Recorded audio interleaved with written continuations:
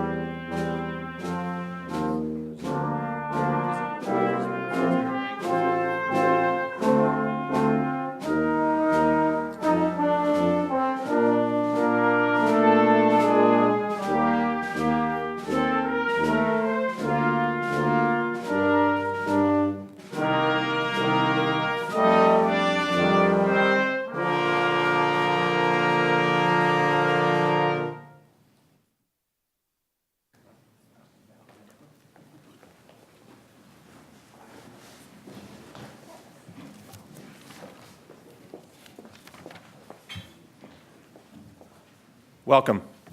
My name is Jay Hartzell. I'm the chair of the Finance Department at the McCombs School of Business. It's my privilege and honor to welcome you all here for the inaugural commencement of the Master of Science in Finance program at McCombs. These graduation ceremonies are always happy occasions for everybody involved, for the students, the friends, the family, and the faculty, and this one is no exception. However, I'm going to argue today that this one is actually exceptional and has special reason for us all to be even happier than normal. So first, for the graduates, you're part of a class of a brand new program at this venerable institution. It's not that common at the University of Texas that we start something this new, and we know that it required a bit of a leap of faith for you all to come here and try this. So to that end, I want to take a moment and say congratulations, but also commend you for your bravery. So, we went through this and tried to convey that we know something about graduate business education, but we know this is still a startup, and it required a little bit on your part to be willing to take the plunge. The celebration is also exceptional for the faculty and staff. We get to reflect on where we've been and how far we've come in a really short amount of time. Many of us have spent time remarking over the last several days how fun it is to watch our first set of graduates come out of the program. Some of you in the audience may not realize this program was only approved last March. So we went from approved in March to students showing up in July. And we started taking applications and it really ran quickly, and we just were thrilled with the group of students we got. You all probably realize by now, but you were handpicked by the faculty. So the group that assembled the classes on the stage today, and it's just been a real joy for us to see you come through. Initially, when we were looking through, everybody stood out to us less as names, but more as packages or as resumes. So I remember things like the first person I interviewed from Florida State, the woman from American University, the guy from Rhodes, the 3 math teachers, the Spanish major, and then the professor's son. I was really scared of the professor's son because I feared that if he didn't get a job, I would run into his parents in the hall, and they would remind me of that fact. So Russell, I'm glad you got a job. Congratulations. And then there was the guy from the high school my kids attend, St. Stephen's, that I was also happy to see.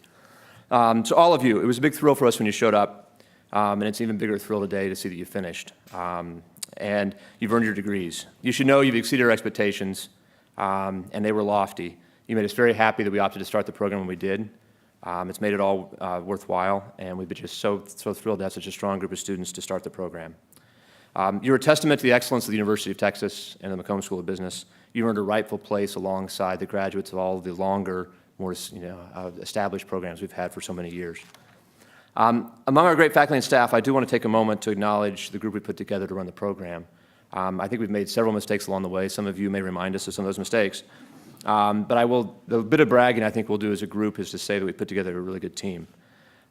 So I'll save a little bit of the story for drinks perhaps later this afternoon.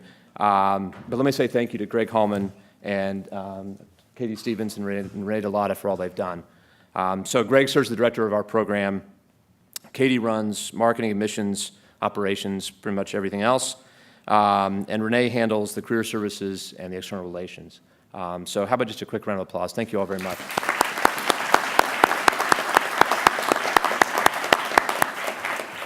They've done a great job. Greg and I were walking over here yesterday just to get a tour of the facility and remarked on it was nice that they thought to, Katie in particular, thought to put this together about 11 months ago. So thank you. Then, further cause for celebration. I remember the graduation ceremony I suffered through as an undergraduate, where our speakers started off very strongly, saying things like, these things are often dry and boring speeches and they're terrible. And then she went on to just bore us to death. No pressure. So two reasons then that this brings up why this also is a day for celebration. One is we're pleased to have Mr. Chip Van Oss here to speak to us today, who will not be like that. I'm confident. I told him before I wouldn't tease if I wasn't confident. I have a disclaimer before I start. Okay. And the second thing is this class, this wonderful class of very high quality graduates, is somewhat modest in size. This is the commencement version of a sprint, not a marathon. So those of you in the audience who are used to 800, 700, 500 person ceremonies, 28's not so bad.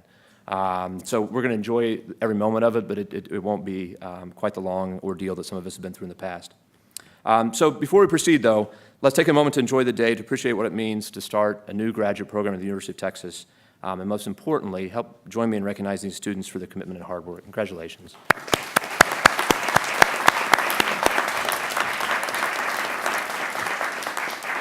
So at this time, it's my honor to introduce the Dean of the McCombs School of Business, Tom Gilligan.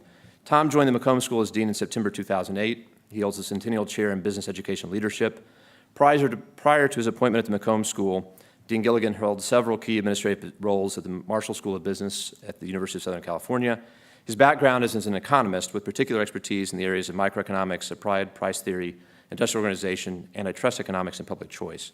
In addition to an illustrious academic career, he's also served as a consultant to businesses in the entertainment, agricultural, service, and construction industries, dealing with antitrust and contract issues as well as pricing strategies. Before I bring him up, though, I'd like to take a moment to acknowledge and thank him for his leadership and for the very fact that we're all standing here today.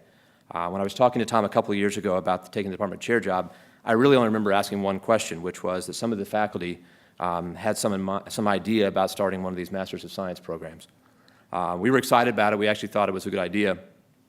But I was a little worried that I was going to sail into this without much support from the top of the school. Tom allayed my fears. I shouldn't have worried. He assured me that he was supportive, that he was behind it, and really he showed it over the next year as we got the thing through and had you all show up. He championed it and got it through the process, both internally and externally, and we appreciate it. So thanks, Tom, for all your help and leadership in launching the new program. We appreciate it. So on that note, please join me in welcoming Dean Gilligan to the podium and let him take it over from here. Thank you.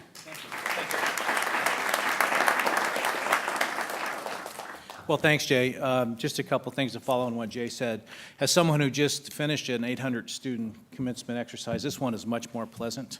Thank you for allowing me to be part of this smaller celebration, as it were. Also, with respect to students, I want to echo Jay's compliments to you for trusting in us the education that you would receive in an inaugural program. I knew it was going to be good. I didn't think there was quite the level of risk that Jay thought there was in it. And the reason has to do with the quality of our finance faculty. We just have a tremendous finance faculty that's respected worldwide. I knew that a specialized program that focused on financial education would be a hit. In fact, would be a dynamite hit. And I think you've proven that out, and we're looking forward to next year's class being larger and the class after that larger and larger. And I just want to warn you now that I will not go to a commencement with 800 MSF graduates. I'm just not going to do that. Well, I just want to say to the students, it's really my honor and pleasure to join the parents and relatives and friends of the inaugural class of the MSF program for this commencement celebration. During your academic pursuits here at McCombs, you formed strong bonds with each other, and you built trust across different personalities and extended your network in ways that I think will be fruitful for you for years to come. You brought passion to your education, and a passion I'm certain that will translate into successful careers. As you make your way and build upon this trust and these valued networks and reinvest your passion through continued involvement with the school, I just want to ask you to just remember us. In years hence, when you are leaders and managers in the financial services industry or sector in some way or another, always think about McCombs and the alumni network and the need that we have to find additional students to educate over the years. Serve on boards, become, as Chip has, a leader in the development of programming that we think will serve students well in their career aspirations. Just continue to deepen your ties with the McCombs families, and we'll be happy for you. Our commencement speaker today is a McCombs alumnus who continually demonstrates such commitment to the school, most recently with his agreement to chair the advisory board for the Master of Science in Finance program. Chip Van Oz earned a BBA in accounting from the Southern Methodist University and an MBA from the University of Texas. So went from a pony to a longhorn? Yeah. It's metaphysics, yeah. Still haunted by Gary Gilbert. There you go. Interesting metaphors there.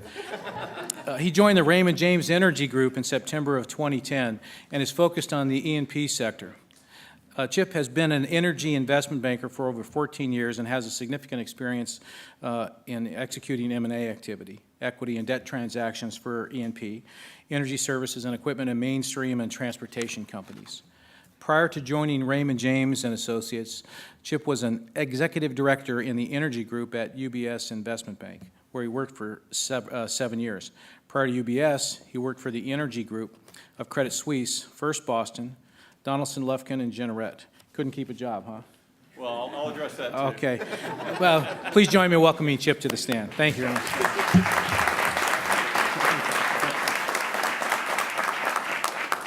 A lot of pressure. Well, you guys have mentioned a lot of things. Hopefully, it will not be dry and boring. I'll try to impart a little bit of wisdom on you guys today. But yeah, I'm certainly happy to be here. It is a pleasure to be here, to be speaking to the very first graduating class of the MSF program. Applaud you on your focus and commitment to furthering your education so you can pursue new career opportunities.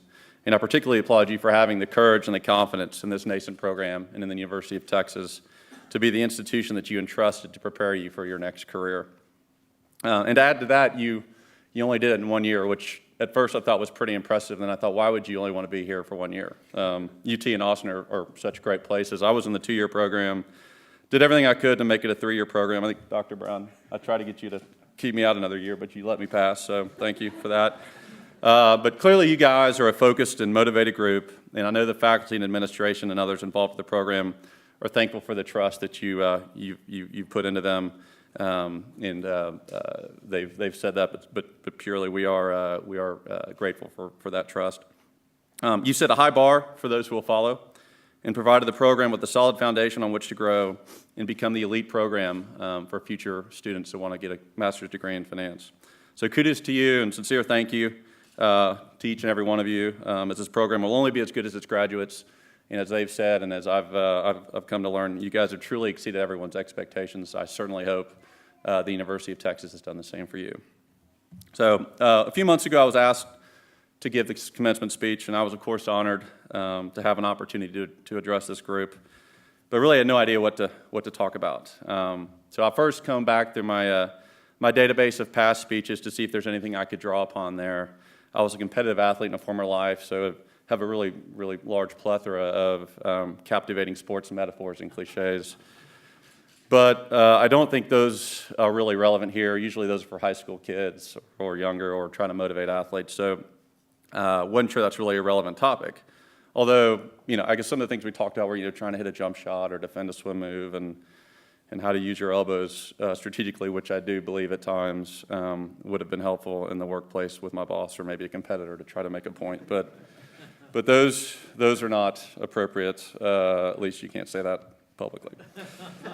So what to talk about? Again, I'll try to put myself in your shoes and remember what was I feeling at my graduation 15 years ago and what did I want to hear? And I think Jay already mentioned this. I really just wanted to get out of here. I wanted to get to the lake, wanted to get to 6th Street and celebrate with my friends.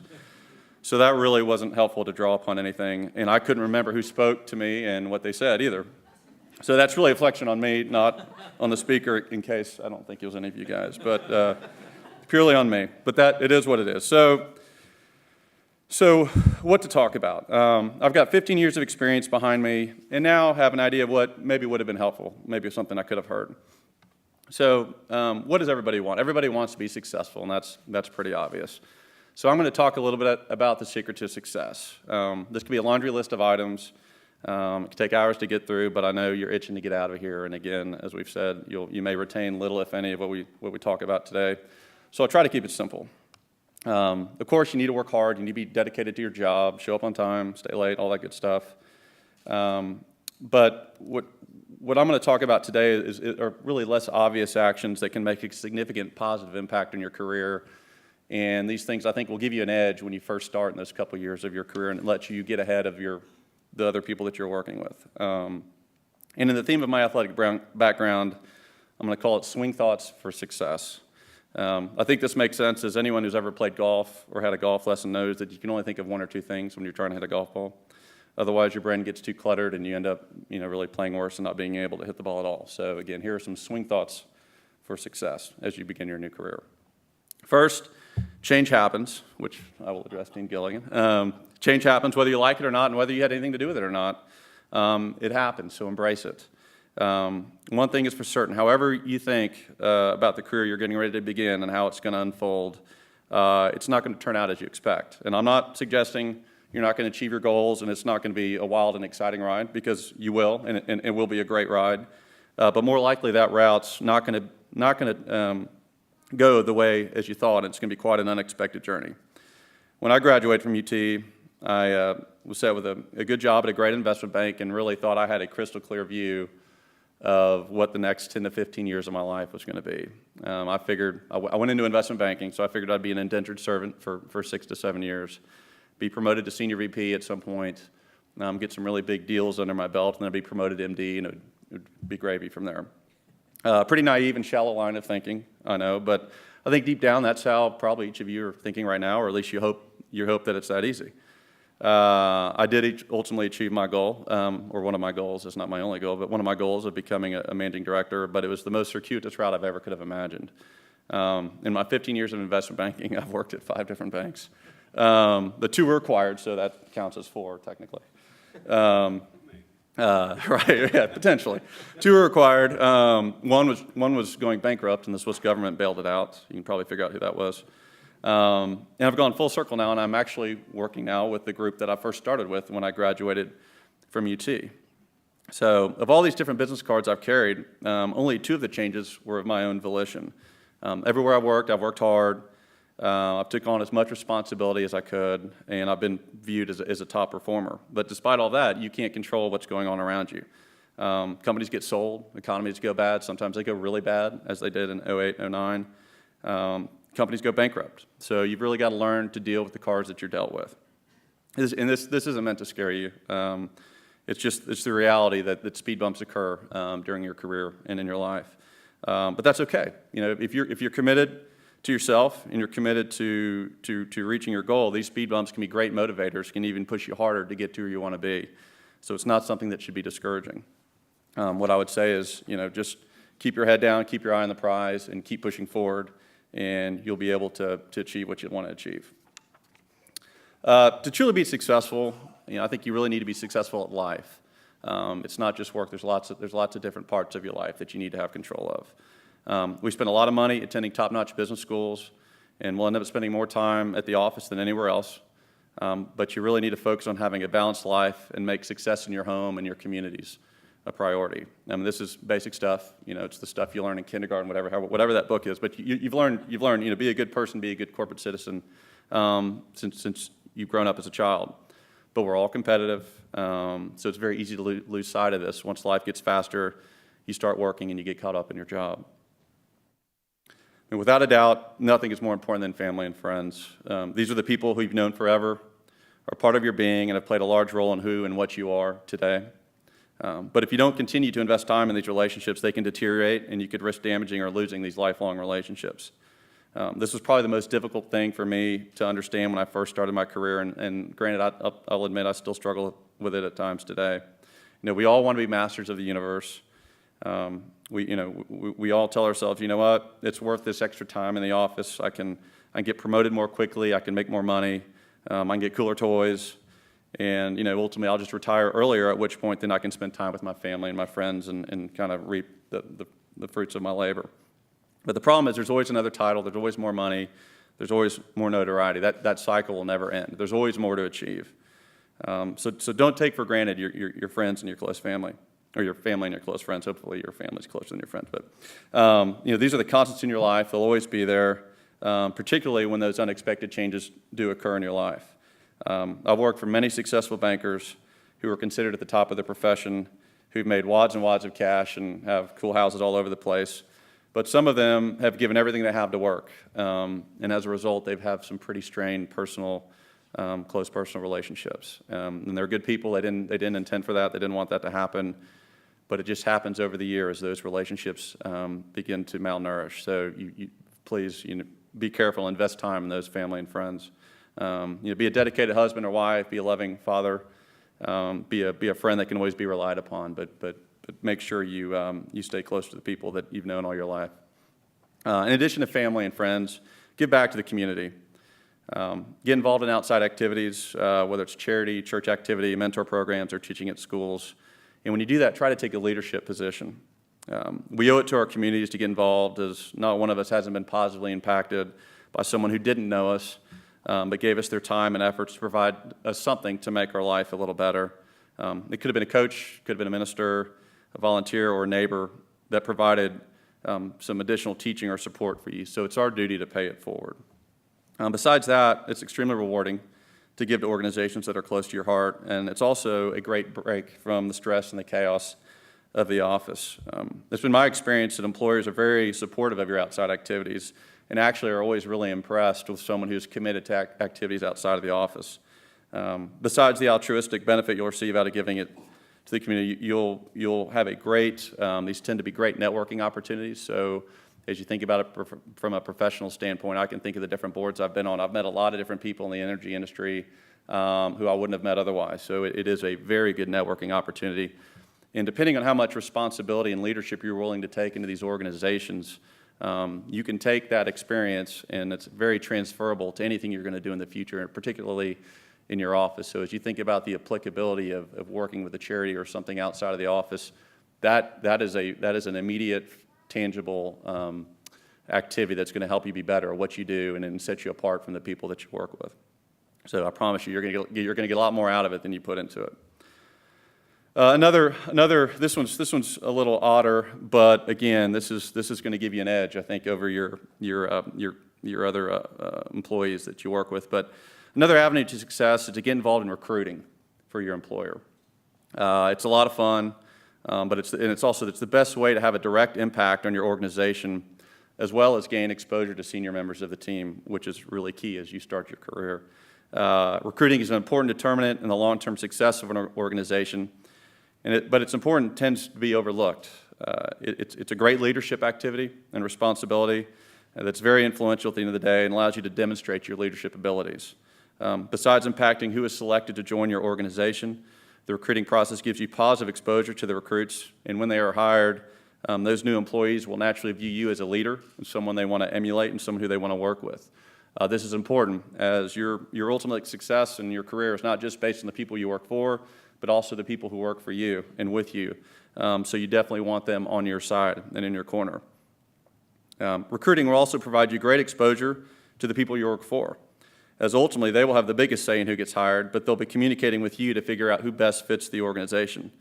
It's always good to have meaningful dialogue with your boss and to be viewed as someone who they can rely upon, particularly when they're trying to figure out who to hire and how to fill the stables with new talent.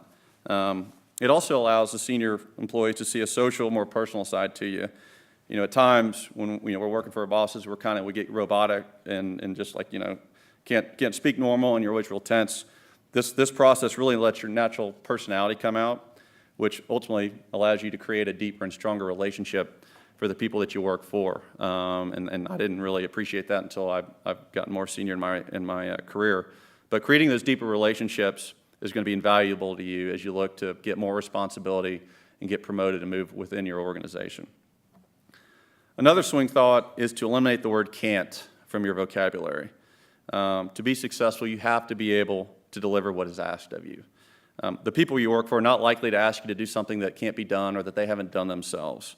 My kids are always saying, Daddy, that's too hard, I can't do it, it's too dark, it's too light, it's whatever.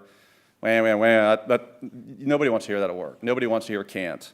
If you don't know how to do something, ask the person who asked you to do it. Say, hey, look, I don't understand, can you explain it more? Or ask someone else that you work with. Usually people at work are very friendly and they want to help each other out.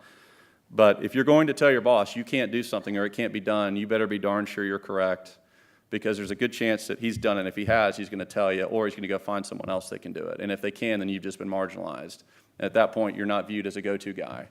And that's not someone you want to be known as in your organization. So ask questions, do whatever, but using the word can't is really not a good thing within your organization and to help you out professionally going forward.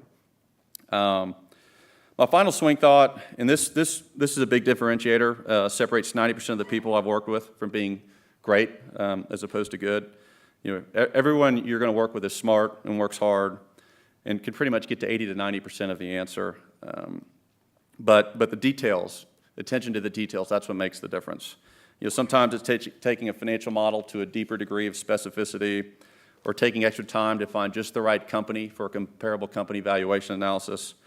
Or it can even be making sure the footnotes in a presentation line up correctly with the model that's included in the presentation. Some of these things are more important than others, and they may seem more important than others, and they are. But at the end of the day, it all ends up adding to a better work product. And more importantly, your ability to crush the details will give the people you work for more confidence in your work product. If I receive product from someone who is good, but I always know they missed something, and I've got to really, really check every line because it only takes one line to really mess up a presentation. I've got to spend more time reviewing their work. But if I'm working with someone who I know always gets the small stuff, always gets the details, and is focused on giving me something that's 100% correct, that allows me to focus on additional projects and ultimately things that will generate revenues for the firm. So we're just a more efficient group when that happens.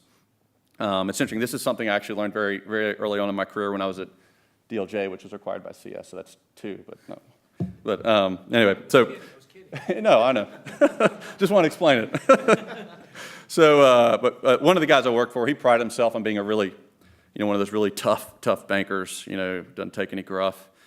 But he was a good banker, but a tough guy to work for. But he always said there are no B's and C's in this business. You either get an A or an F. To get an A, you've got to nail the details. That's how you get an A. If you get an F, you're not going to be around here very long.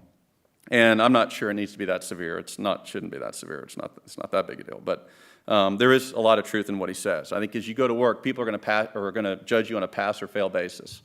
And to make sure you have the best ability to pass, really, really pay attention to the details, because that's what's going to separate you from the others.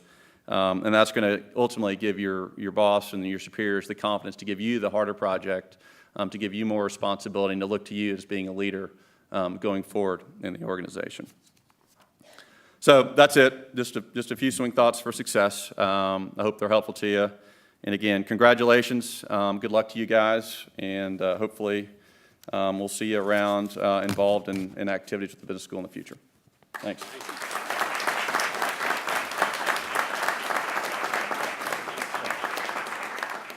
I want to thank you, Chip. That was excellent words of advice.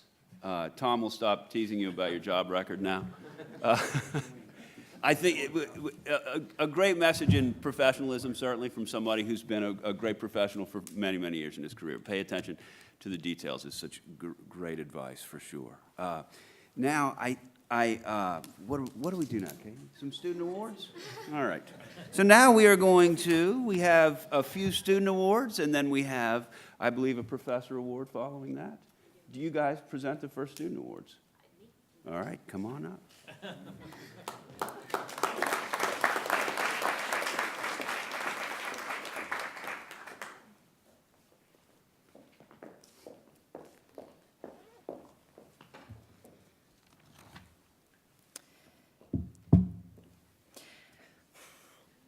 They've already seen me cry once this morning.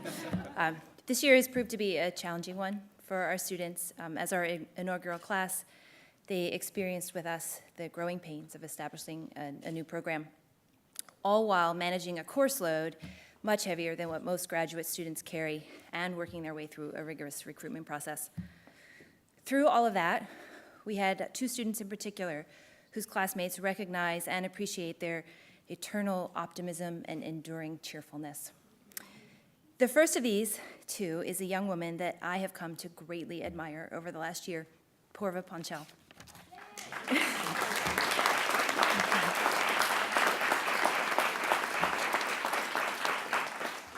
Purva made the difficult decision to leave her teaching position in Houston. I know she misses it, to join this program, but continued to play the role of both teacher and nurturer to her fellow students. Constantly willing to pitch in and help out whenever she was needed, she's been a treasure to the staff as well. Purva leaves us to start a consulting job with SenseCorp in Houston and will be greatly missed. Purva, please come to the stage to accept this award with the gratitude of the staff and your classmates.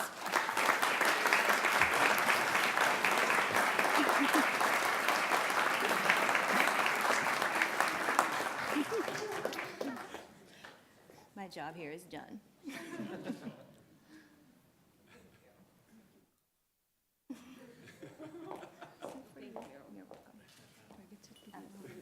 Thank you.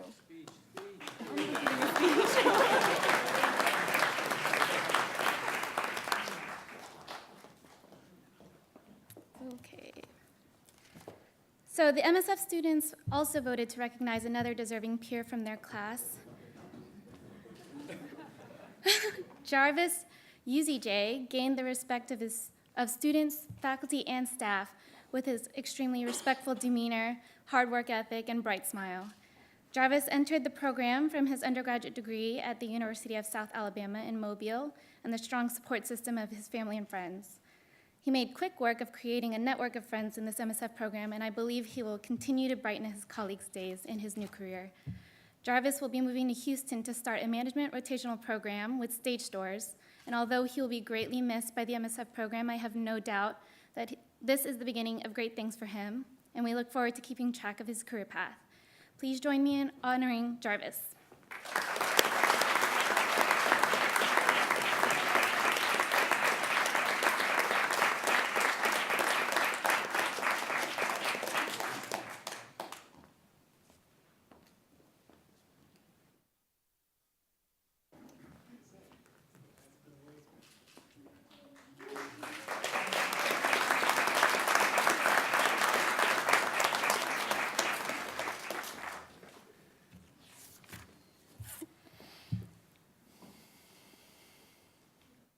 Congratulations, Jarvis. All right, we have one more award. One of the things that worked so well for us this year is that the students very much came together as a group. Grad school is a lot of hard work. It can be very stressful. It can be nerve-wracking. And these students all showed up, all 28 of these students showed up, and without knowing each other. And so what we really hoped was that they could feel like they were part of a group. Doing something hard like a year of grad school feels a lot better if you feel like you have friends around, if you have a group around that you're doing it with. And we had that happen here, which was a lot of fun to watch. And groups don't just come together by themselves. These things don't just happen by themselves. They need someone to organize things, someone to act like a leader, and someone to push things together, and somebody to get things started. And we were very lucky to have a natural leader in our group this year, a student who helped pull this group of individual students together who were literally from all over the world into a group that could work together and that could go out together and that could play together and that could support each other and could have fun together. And when we asked the students to vote on awards for their peers, they voted Will Donnell as the MSF team builder.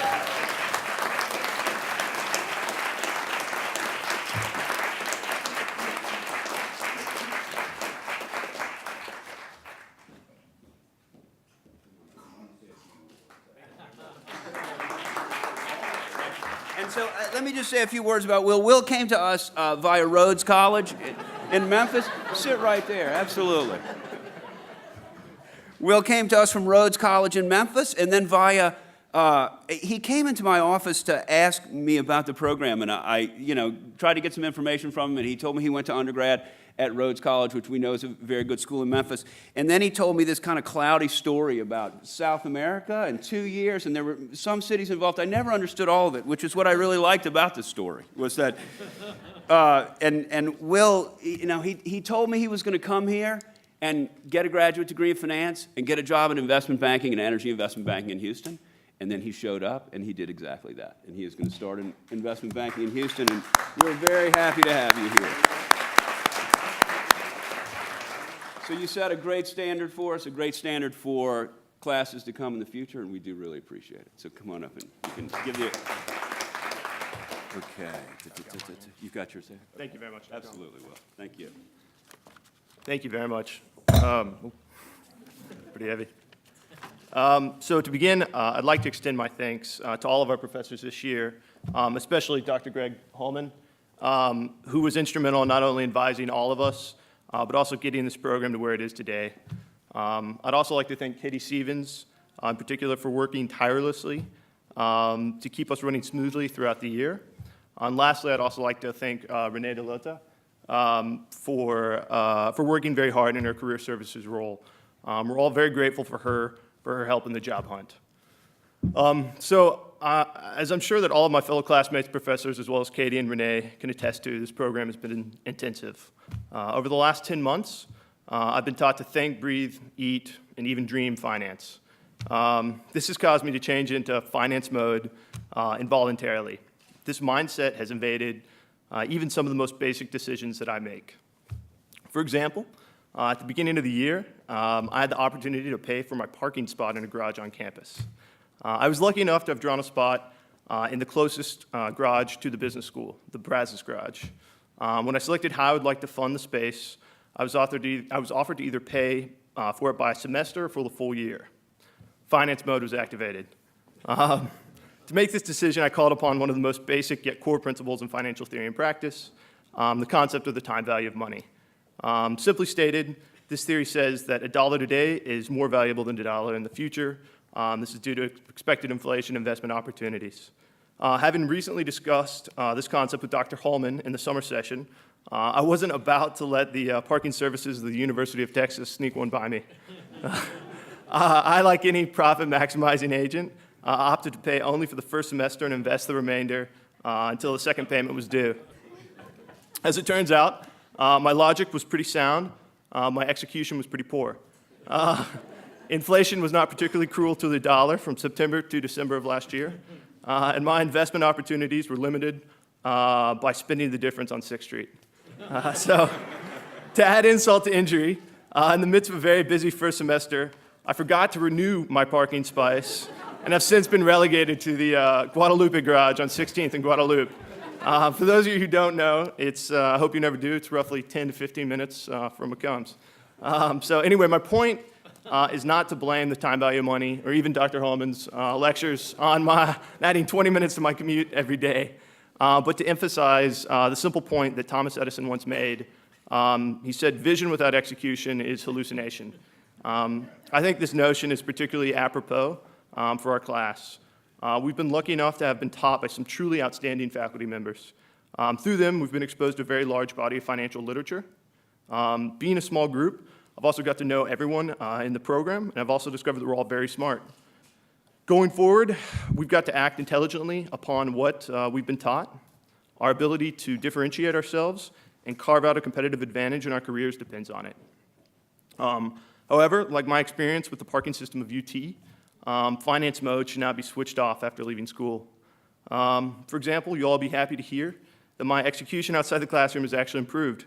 A few weeks ago, I was in Whole Foods grocery store, stocking up on snacks to get me through finals. As I was about to place a 16-ounce container of hummus that cost $5.20 into my basket, I noticed the exact same product in an 8-ounce container that cost $2.50. Without hesitation, finance mode kicked in again. So I laughed to myself and said 2 words, hummus arbitrage. Needless to say, I grabbed 2 of the smaller containers and netted a riskless profit, thus doing my part to drive the high-end hummus market into equilibrium. But switching gears, it's actually my pleasure to introduce to you the professor who was selected by the students as the teacher who most exemplified the values and strengths of the program. As I'm sure my fellow classmates would agree, he has helped all of us to not only comprehend the curriculum, but also to build a foundation to question any future financial situations that we may be faced with.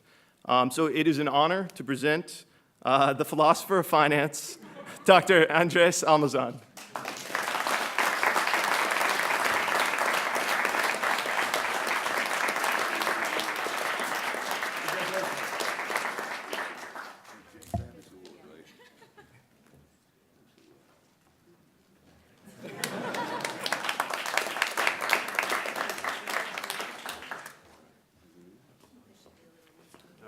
Then we're going to, I think, a little music.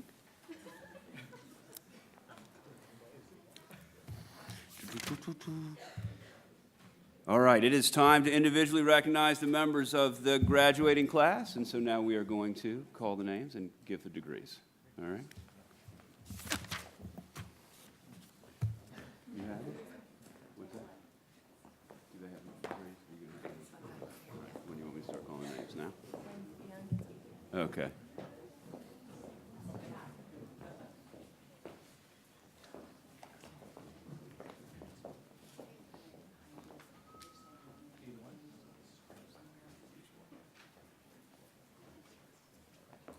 Okay, I am happy now to, we are now going to give you your degrees.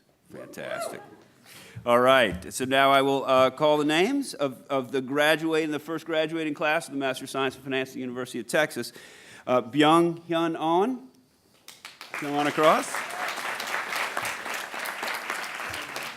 Aparna Belur.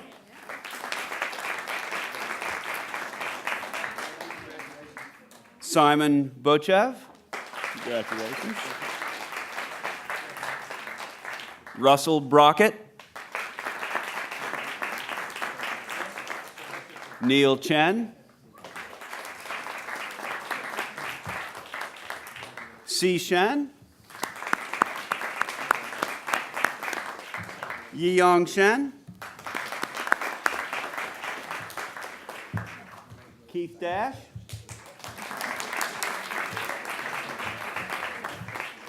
William Robert Donald V.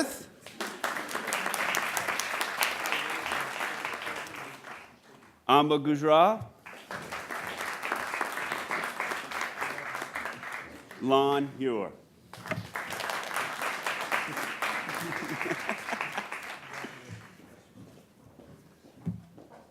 All right, Janice, just keep walking. Janice Sue. Charles D. Jennings III. Xu Zhang. Francisco Marquez Gutierrez. Abraham Martinez.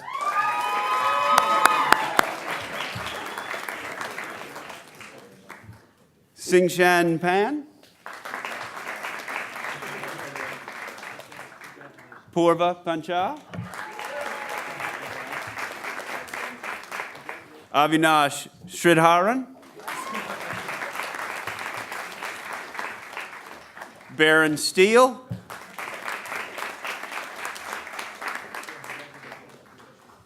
Guanyi Tao. Jarvis UZJ.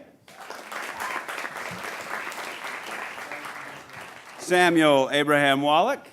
Congratulations. Yuan Wu. Wei Zhang. Pratik Katari. And Maojin Yi. Come on, Maojin. Congratulations.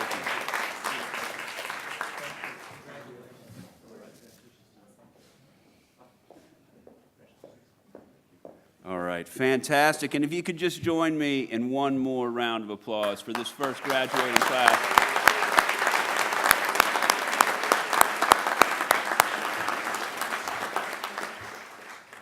All right, so I had them right when they first got here. I have talked to them throughout for their time here. I have often counseled students that if you go to a meeting and you want the other side to give you something, either sign a contract or agree to work with you, that as soon as you have what you want, you should try to end the meeting and leave because you have no more upside. And I imagine the students are thinking the same thing as they have their degrees, that maybe it's time to just leave. I will be short. I do want to thank a few people. I know it's been a parade of thanks, but I do need to thank a lot of people here. I have about 5 names here.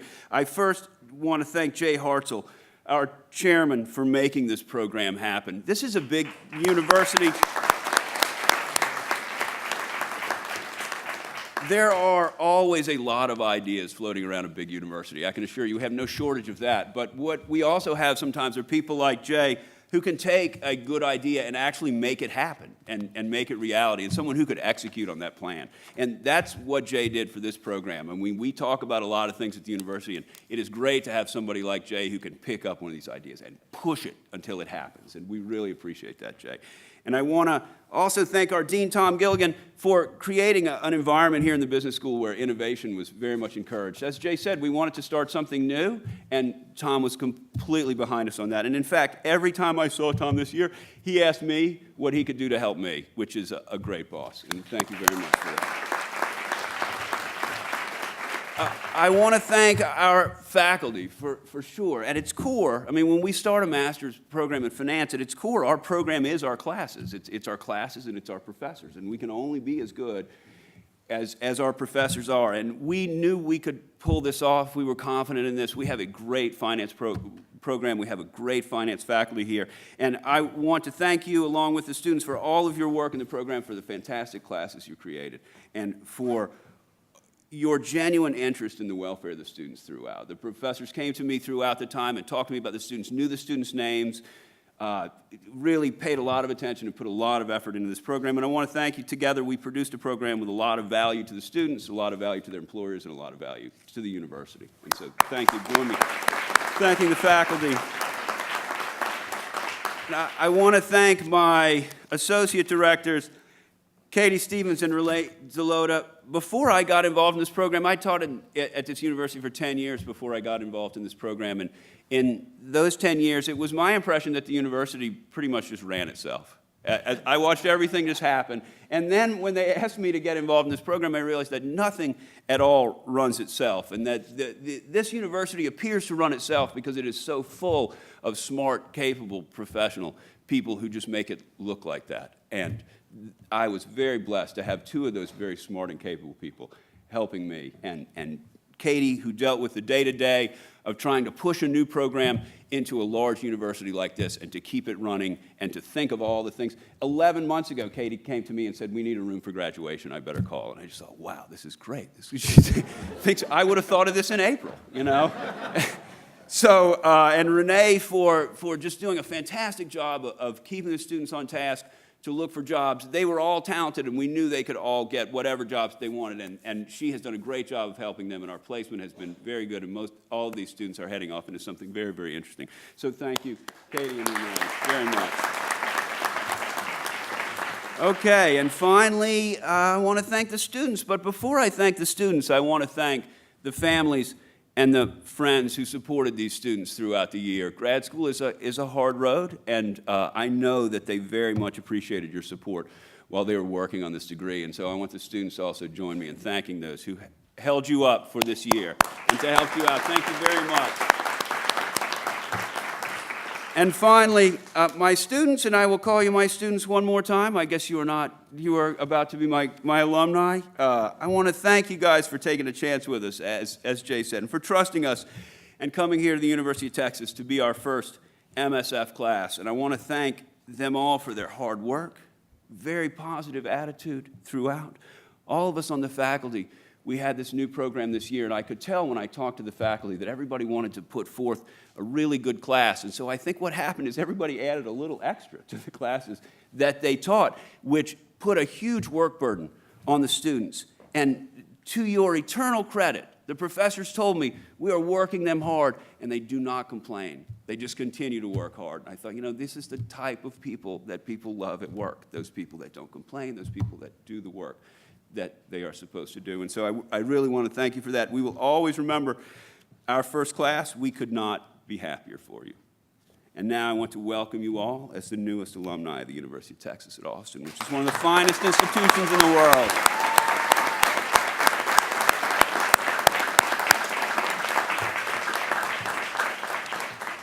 All right. All Texas MSF grads are invited to participate in the University of Texas Spring Commencement tomorrow. So if you want to see a Roman gladiator type special like you have never seen show up at the Tower tomorrow evening. It is a beautiful, beautiful show, and you are all invited. That will be held tomorrow, Saturday, May 18th at 8 o'clock in the evening. It is right in the heart of UT's historic campus, right at the Tower, and it is a beautiful event. This concludes the MSF recognition ceremony. We're going to do one more thing. Faculty and graduates recess to the plaza, and then we are going to now sing The Eyes of Texas. Is that correct, Katie? Can we sing yet? I'm not going to. You can sing. I'll sing. I know how to sing. Okay. Do we have musical accompaniment for The Eyes of Texas? Absolutely. So please rise and join us for this, and after this, we'll be headed to the reception.